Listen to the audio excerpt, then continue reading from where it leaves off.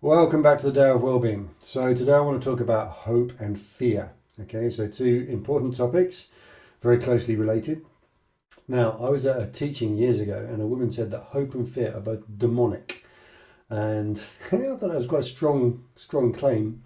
I don't agree with the kind of intensity of that statement, but I do kind of understand where she was coming from a kind of Buddhist perspective, in the sense that hope and fear are, let's say, just say unskillful. Okay, maybe not demonic, maybe unskillful sometimes. So context is everything, right? So I like to qualify statements. So rather than saying something is demonic, it's like, there may be some situations in which it may not be the most skillful. Different way of doing things. Anywho, the reason I understand what she was saying is that in terms of what you're experiencing now, what's really going on, hope and fear are actually mental constructs. They're not what's happening, they are what you imagine is going to happen, which may be wonderful or it may be terrible, but we can't really know because we're not fortune tellers. So in that sense, hope and fear take us out of the present moment and they get us into this realm of kind of projection, imagination. And that's not always the most helpful thing to be doing. So where to go with this? Let's start with hope. All right, so hope, it's a really difficult one because I think culturally there's this kind of bias towards hope. It's like you should be optimistic, you should be positive, your glass is half full, all this kind of stuff. And that's really great up to a certain point. But the trouble is our hopes can be false. We may have a hope that something's going to happen and then it doesn't. And then having hope for it, not having it happen can be even more devastating. I'm thinking back to when I first got ill with my current ongoing illness that I have. You know, I hoped after a week that I'd get better. I hoped after a month that I'd get better. And it went on and it went on and I didn't. And then they told me this and then they told me that. And then I hoped that wouldn't be the case. And I hoped that, I feared and I hoped and I feared and I hoped. And I think it's really important actually to say that sometimes hope is a crock of shite, sometimes. Crock of shite. Because it's just devastating. I really hope that after 2 months of feeling absolutely like shit with this, whatever symptoms I'm having, that I'm going to be better. And then if you're not, then you're just setting yourself up for kind of perpetual disappointment. And false hope, that's, my situation is fairly extreme because I have quite an extreme health condition, but imagine it's even worse. Like you've got terminal cancer and the doctors are saying, hey, look on the bright side, you're going to be fine. And you're not. And I know one of my teachers said it's a real unkindness not to be honest with patients, medical patients, about their impending doom, their impending death, because they need to prepare for it. So in a sense, hope, it can have its positive side, which I'll talk about in a minute, but in a minute, but it can be really, really negative. It can be a real problem. So just to flag that up. And then the positive side of hope, I would say I've come to see it like this. I maybe didn't at the beginning of my illness, but it's more about a confidence.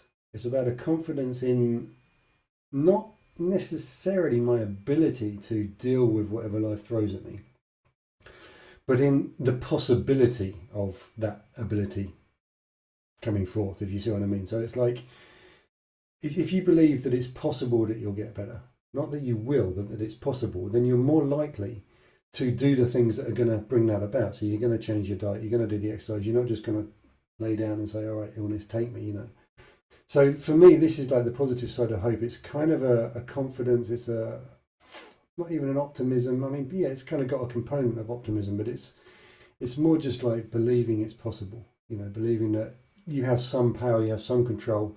It may not be as much as you want, but it's non-zero. And then the choice to exercise that non-zero amount of power is really the point of hope, really. It's like, well, okay, I've got an opportunity.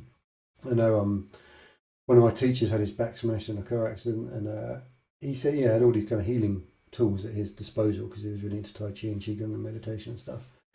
But it was never guaranteed that he was going to recover. It was an opportunity, it was a possibility, and that was good enough, right? So for me, that's a more useful take on hope, really. I'm very wary of false hope. I think it can actually be damaging, but I think confidence in the possibility of improvement, of healing, of whatever it is that we want to happen is a more healthy way to go with that, while recognizing that it may not. And then dealing with that situation as it is. And then the other side of it is fear. Okay, so fear is like something terrible is going to happen. And what's difficult for me is that it's entirely plausible, given my medical history or what have you, that something, things are going to get worse. And that may not happen. And it's really interesting to kind of watch how I relate to that truth in different mental states. I mean, sometimes I'm like absolutely convinced everything's going to go to shit and it's going to be absolutely horrendous and there's no point in, sticking around to see it through. Because I'm just that convinced of the guaranteed awfulness of everything. And that's an interesting one, because I think sometimes fear hijacks us. And this is true also of depression, I think, and anxiety. I've got some experience of anxiety, but it's not a big one for me at the moment. But I think it's good to recognise this capacity of our minds to be hijacked. So, the fear, rather than being like a reasonable, plausible, rational fear that you take whatever sensible action you can to mitigate, you kind of, it's already happened. You're acting as if it's already happened. And you're kind of interpreting things through the filter of that fear. And it's just a really good one to watch. It's like, are you, if you're experiencing a lot of fear, are you actually, is your perspective really badly skewed? Have you been hijacked? And it can easily happen. And it's, for me, I need to remind myself when that's happening that, try and notice that this is probably a hijacking. It's probably got a chemical component, actually. With things like depression and anxiety and all these kind of intense emotional states that people have. Sometimes it's like a chemical imbalance that's going on. So you're kind of physically incapable of seeing it or feeling differently about the situation. But what you do have some control of is, whether you feed it, whether you believe it, whether you swallow your namtok, as they say in Tibet. So your namtok's your sort of mental chatter. You swallow your words, you believe them, you kind of invest in them. It can be quite useful to kind of not do that, recognise you're doing it. I'm not going to swallow that. It's like it's going through my mind. I believe it. I'm telling myself that I believe it, but I know that actually that's just words, and I don't actually know the future. And this is like the unreal side of fear again. Is like, well, I don't know the future. I might have a miraculous recovery. Or all the stuff that I'm doing like slowly is more likely.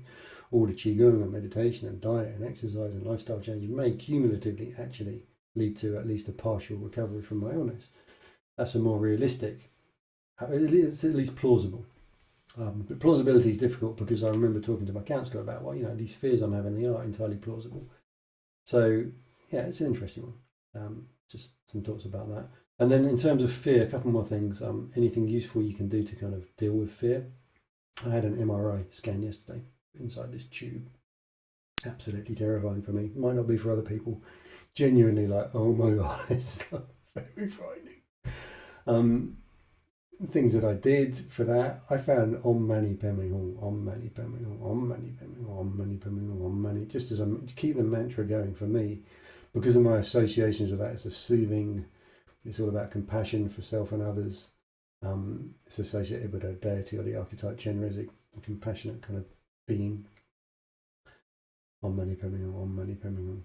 Sometimes that's something you can do to distract yourself.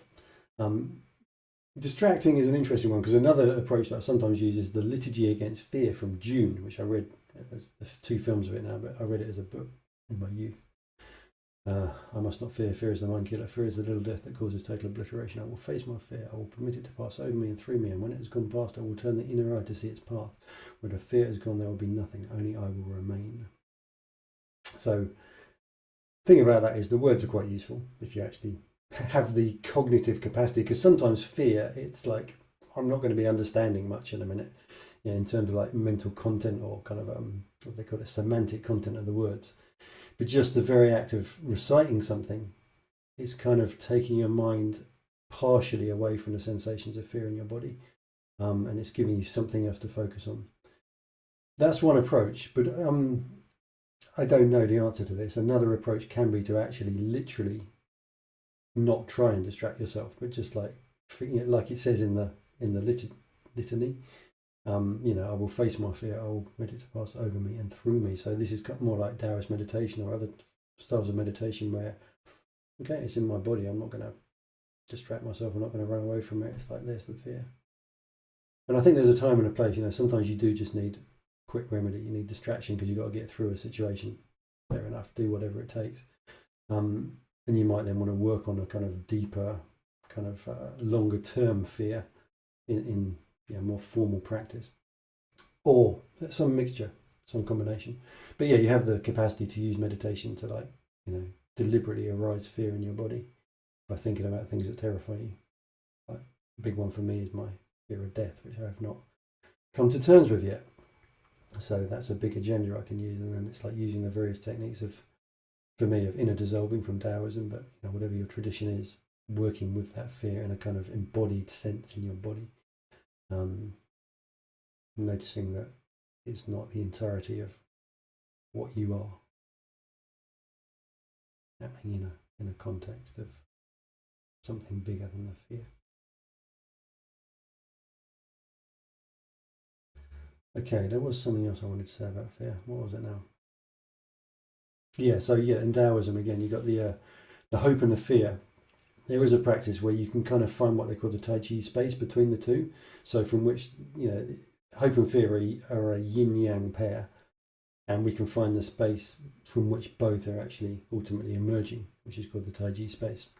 I haven't done a lot of work with this, but the meditation involves breathing in hope, breathing out fear, which sounds like the kind of thing you might want to do, right? Breathe in hope, breathe out fear. Great. And just do that half of it, if that's what you need. But then reversing it, so you're breathing in fear, breathing out hope. Breathing in fear, breathing out hope, and then changing direction till you find the place where both are arising from, and which is both and neither. This is the idea of this meditation. So it's an interesting one.